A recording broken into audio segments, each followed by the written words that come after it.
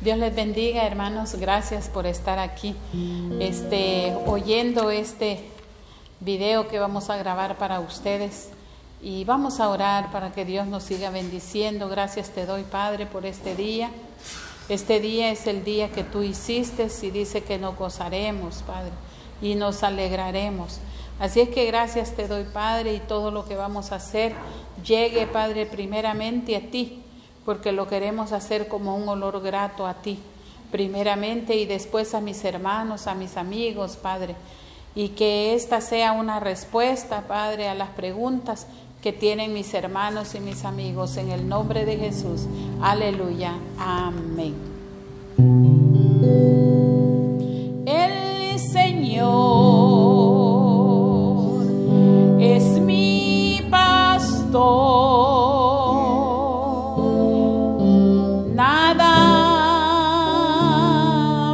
Faltará. El Señor es mi pastor, en pastos delicados Él me hará descansar.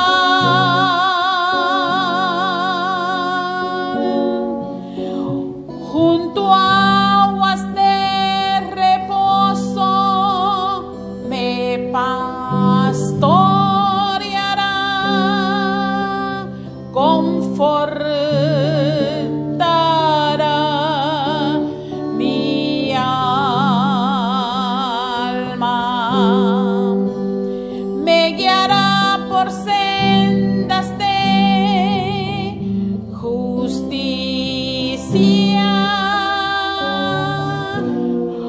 por amor de su nombre.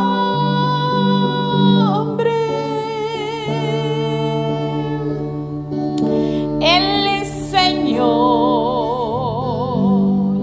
es mi pastor, nada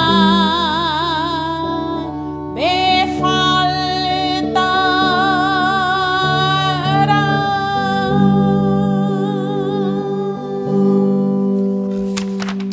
Nada nos va a faltar, porque Él es nuestro pastor.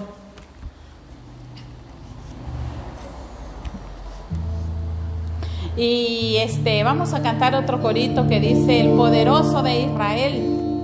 Y yo sé que usted y yo tenemos a alguien especial y es nuestro poderoso. Nosotros solitos no lo podemos hacer, pero el poderoso, el que está en todo lugar, con Él sí lo podemos hacer.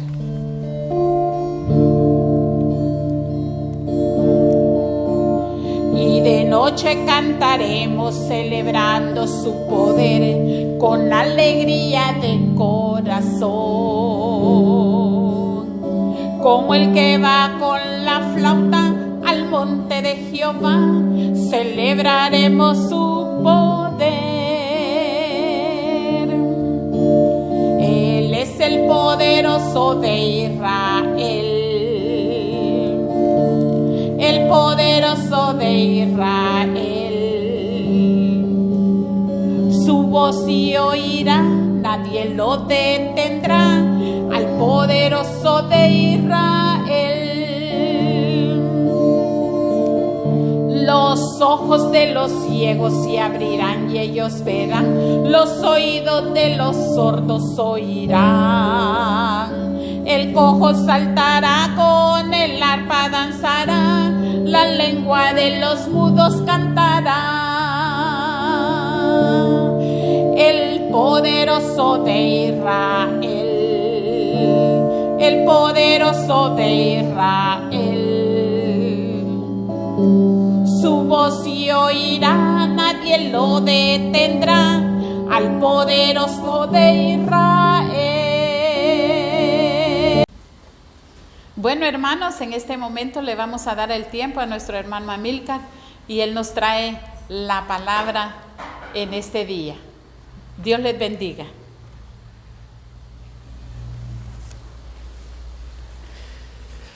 Dios los bendiga en esta tarde o mañana. No sé a qué hora usted nos vaya a estar viendo, pero queremos traerle una palabra de bendición que yo sé de que va a ser de mucha ayuda para su vida espiritual. Vamos a orar primeramente.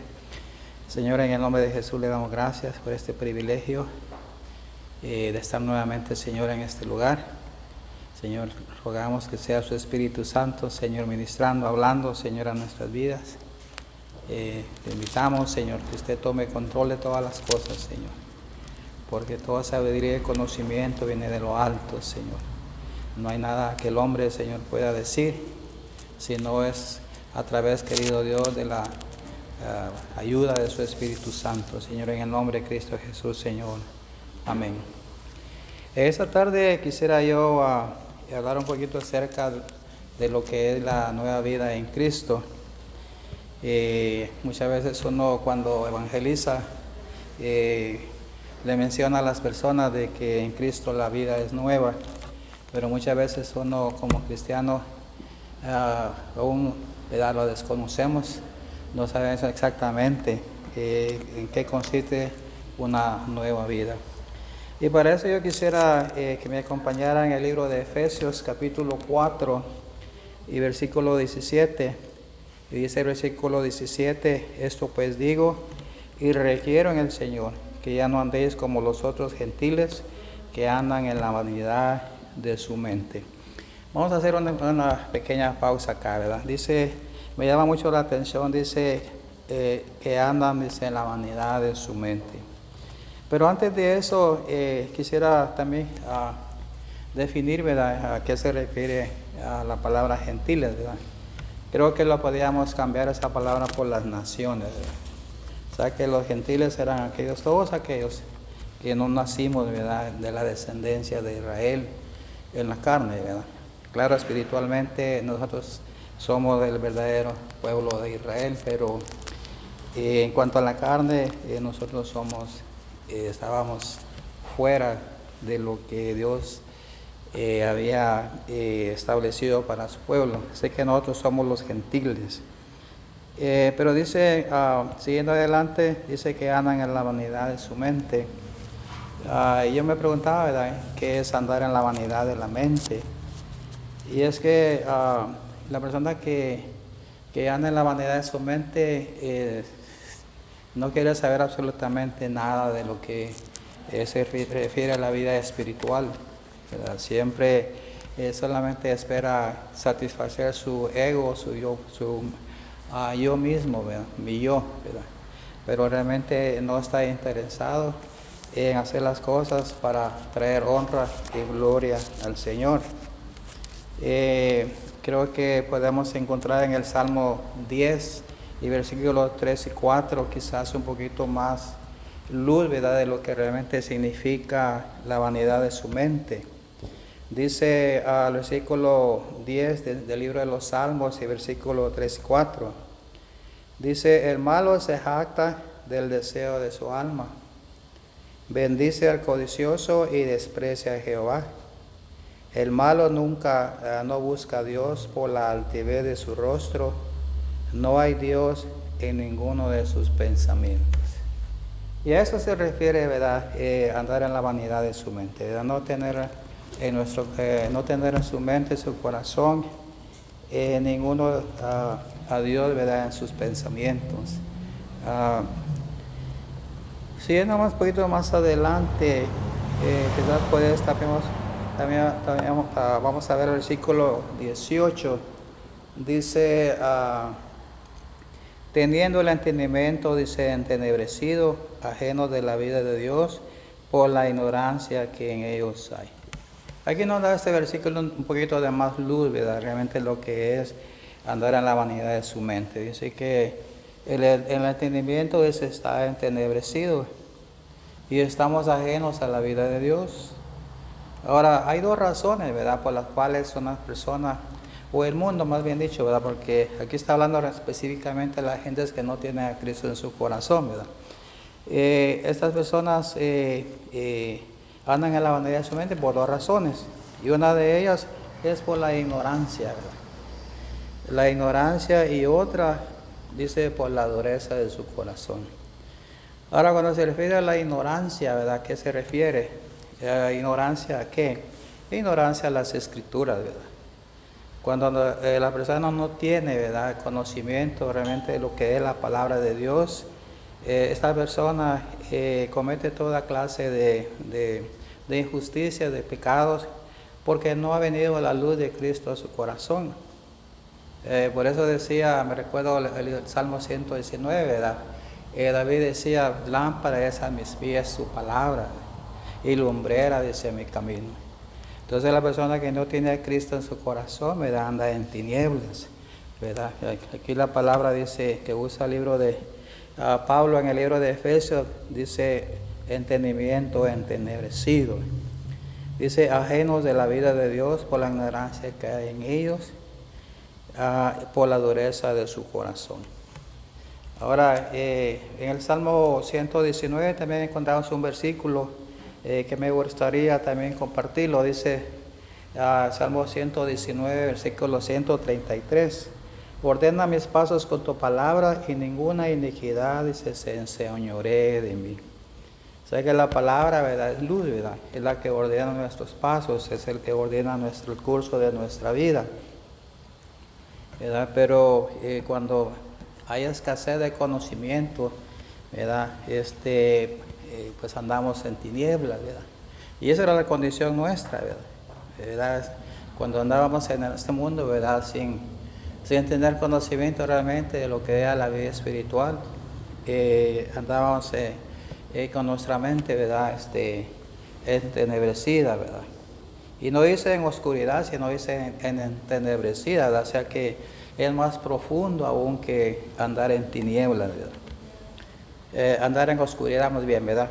Dice el versículo más adelante, dice, por la dureza de su corazón. Ahora, ¿a qué se refiere, verdad? Un corazón endurecido, ¿verdad? O sea que la persona que tiene endurecido su corazón no tiene temor de Dios, ¿verdad? Aún niega, ¿verdad?, la existencia de Dios. Se rehúsa, ¿verdad?, a recibir el mensaje de salvación, porque no cree, su corazón, ¿verdad?, está entenebrecido, está endurecido más bien, ¿verdad?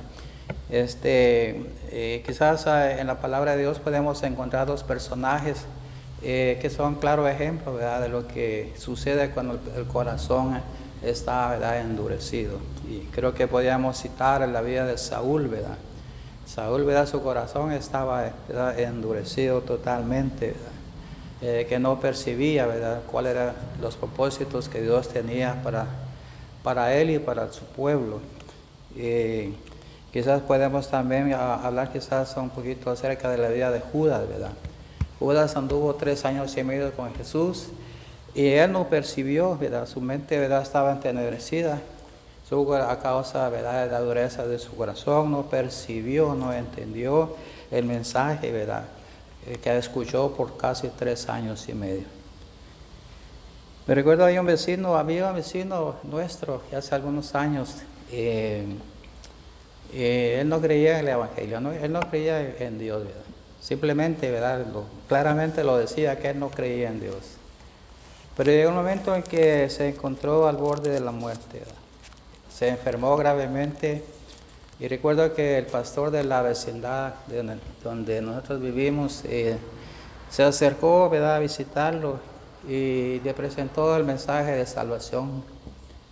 Pero aún en las ansias de la muerte, el Señor dijo no, y no, y no, y no. No quiso abrir su corazón, no quiso recibir el mensaje de salvación. En eso consiste, ¿verdad?, un corazón endurecido. Y es que resulta de que cuando hay ignorancia y hay dureza de corazón, ¿verdad?, dice el versículo 19, que se pierde toda sensibilidad, ¿verdad? Sensibilidad a la vida espiritual, sensibilidad, ¿verdad?, a la presencia de Dios, ¿verdad? Falta de sensibilidad, poder discernir la presencia del mismo Dios, ¿verdad?, hablando en nuestros corazones. Creo que podemos nosotros pensar en el pueblo de Israel, ¿verdad? La falta de sensibilidad que hubo en sus corazones no les permitió percibir de que Jesús era el mismo Dios que había venido al mundo en carne. ¿Verdad? Eso es lo que sucede, ¿verdad? Falta de sensibilidad, ¿verdad? Pero dice más adelante, ¿verdad? La falta también, ¿verdad? De la ignorancia, ¿verdad? Y la dureza del corazón produce otra clase, ¿verdad? De pecado. Dice, se entregan a la lascivia, ¿verdad? ¿Qué es la lascivia? ¿Verdad? La lascivia es simplemente, ¿verdad? La promiscuidad, ¿verdad? Andan como el chupaflor, ¿verdad? Picando por aquí y por allá, ¿verdad? Y dice más adelante, para cometer con avidez toda clase de impureza. ¿A qué se refiere la palabra avidez, verdad? Que quieren más y más y más, no se sacian, ¿verdad? Que dice cometiendo toda clase de impureza. El versículo 20 dice, mas vosotros dice, no habéis aprendido así a Cristo. Aquí viene, ¿verdad?, la amonestación para nosotros, ¿verdad? Todo lo que hemos leído, que hemos comentado, se refiere a un pueblo que no tiene conocimiento de Dios, ¿verdad? El pueblo gentil, ¿verdad? A la gente que, ¿verdad?, está fuera del plan de Dios. Pero ahora viene el mensaje para nosotros, ¿verdad? Porque dice el 20, mas vosotros no habéis aprendido así a Cristo, ¿verdad? Pablo queriendo prevenirnos, ¿verdad?, de que como hijos de Dios nos cuidáramos de volver, ¿verdad?, otra vez a esas prácticas en las cuales nosotros vivíamos antes de que Cristo hiciera la obra en nuestros corazones. Dice el versículo 21, si en verdad, dice, le habéis oído. Qué importante, fíjese. Y habéis sido por él enseñados, conforme a la verdad que está en Jesús. Dos palabras, ¿verdad?, claves, oír y ser enseñados. ¿Verdad? Nosotros hemos, todo aquel, ¿verdad?, que ha nacido de nuevo, nació de nuevo porque oyó la palabra de Dios. ¿Verdad? La semejanza, ¿verdad?, de Lázaro, ¿verdad?, que Dios, ¿verdad?, que Cristo Jesús, ¿verdad?, le dijo, Lázaro, ven fuera, ¿verdad? Y dice que Lázaro salió de aquella tumba. Pues a la semejanza de eso también nosotros, ¿verdad?, oímos la voz de Dios y Dios nos sacó de la tumba del pecado, ¿verdad?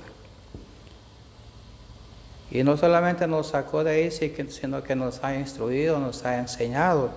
Y no es que Él haya venido, ¿verdad?, personalmente, en forma física, a enseñarnos, ¿verdad? Pero nos ha enseñado a través de su palabra.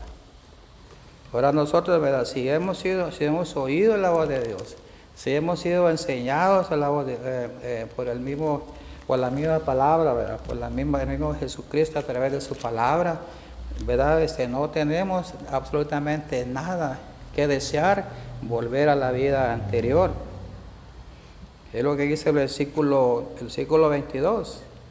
En cuanto a la pasada manera de vivirse, despojados del viejo hombre. ¿A qué se refiere despojarse del viejo hombre, ¿verdad?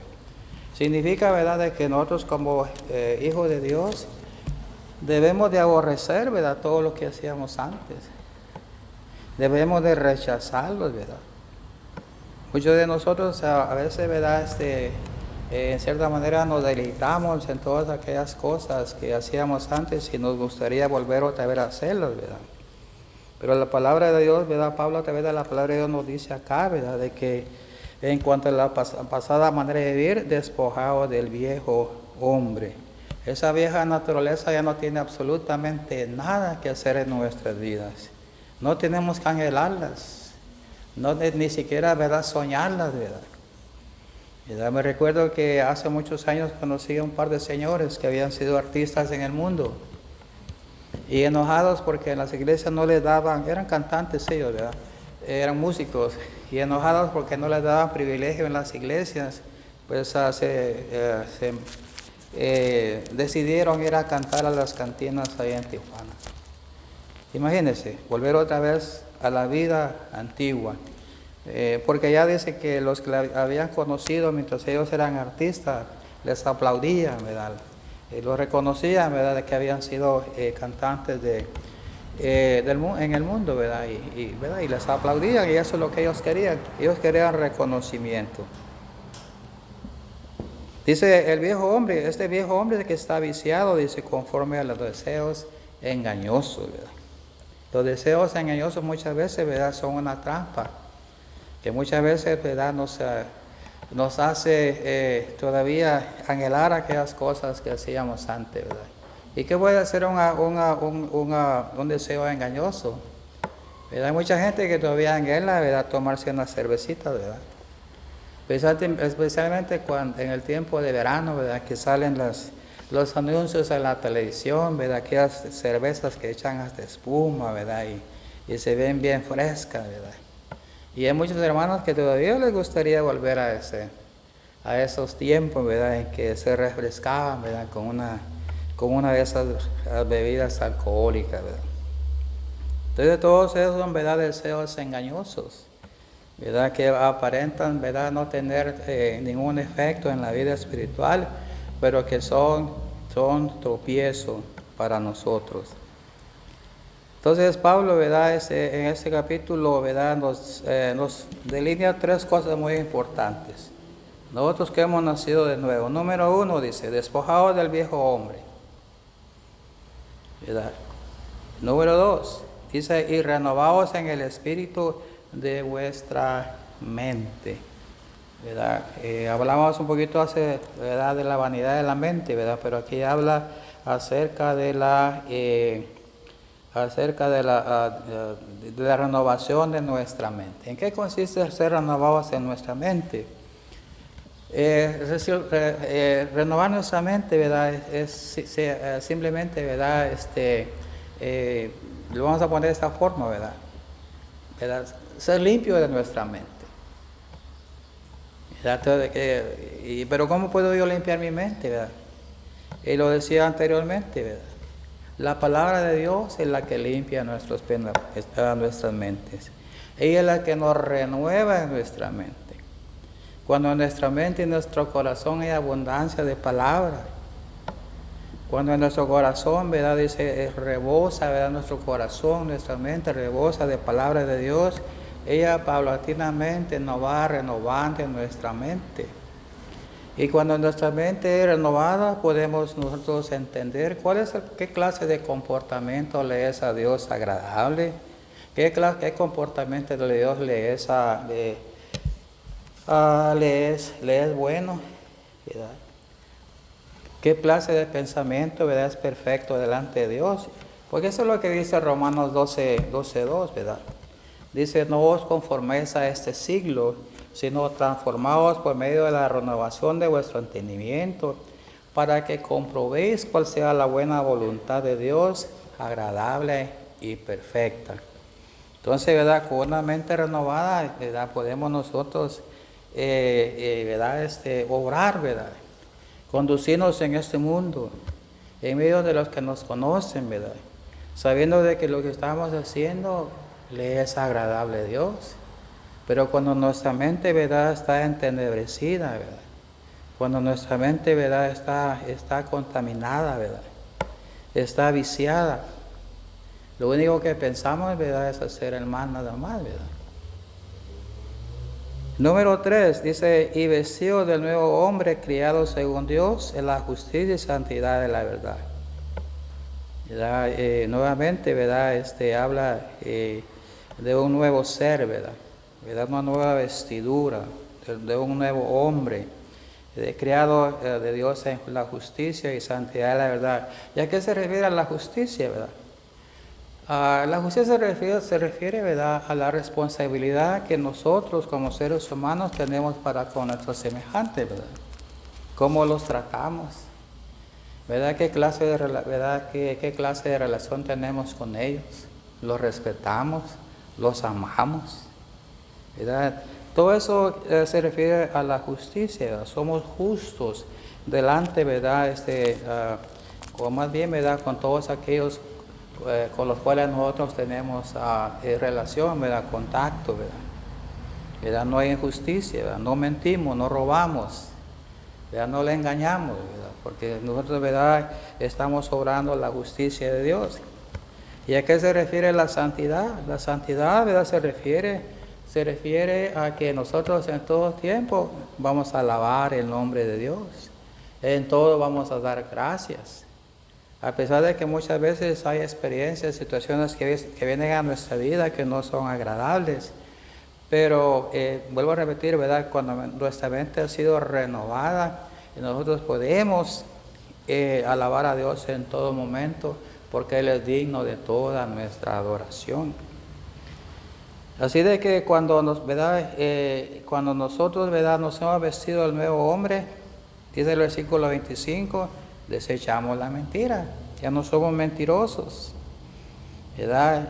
El versículo 26 dice, nos enojamos, ¿verdad? Porque nosotros, ¿verdad?, como seres humanos somos seres emocionales, y sería mentira, ¿verdad?, si yo le digo que yo no me enojo.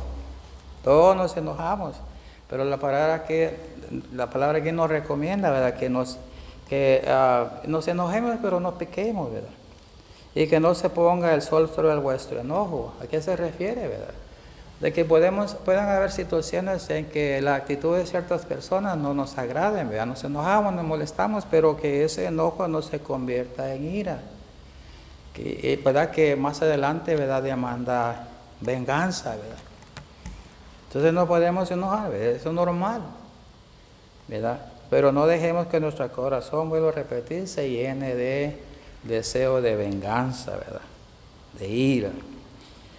Dice, tampoco dice ni deis lugar al diablo, ¿verdad? El diablo es tremendo. Una de las cosas que el diablo hace en nuestra vida es robarnos el interés por llenarnos de esto, de la palabra. Porque Él sabe que cuando esto falta en nuestras vidas, ¿verdad?, nuestra mente se entenebrece. Y no solamente eso, sino que nuestro corazón se endurece. Y empezamos a actuar como también los hacen que no tienen a Cristo en su corazón. Así que no demos lugar al diablo. Antes de que Cristo muriera en la cruz del Calvario, el diablo tenía autoridad sobre nosotros. Pero cuando Cristo hizo la obra en la cruz del Calvario y nos libertó de las cadenas del pecado, nos dio la autoridad, la potestad de decirle al diablo mentiroso: ahora ya no voy a hacer tu voluntad. Así que por donde entraste, por ahí mismo sales. Esa es la ventaja que ahora nosotros tenemos, ¿verdad? No hay excusa para decir, es que el diablo me engañó, como dijo Adán y Eva, ¿verdad? Es que la serpiente, ahora ya no hay tales, ¿verdad? Dios nos ha dado a través de Jesucristo, a través de su sacrificio, la autoridad, la potestad de decirle no al pecado. ¿Verdad? Dice, el que hurtaba, ya no vamos a hurtar. ¿Verdad? El nuevo hombre ya no va a hurtar, ya no va a robar.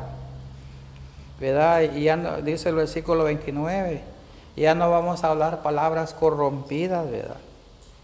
Ya no vamos a contar aquellos chistes, ¿verdad?, aquellas bromas pesadas, ¿verdad?, sino que vamos a hablar, pero cosas que edifiquen a las personas.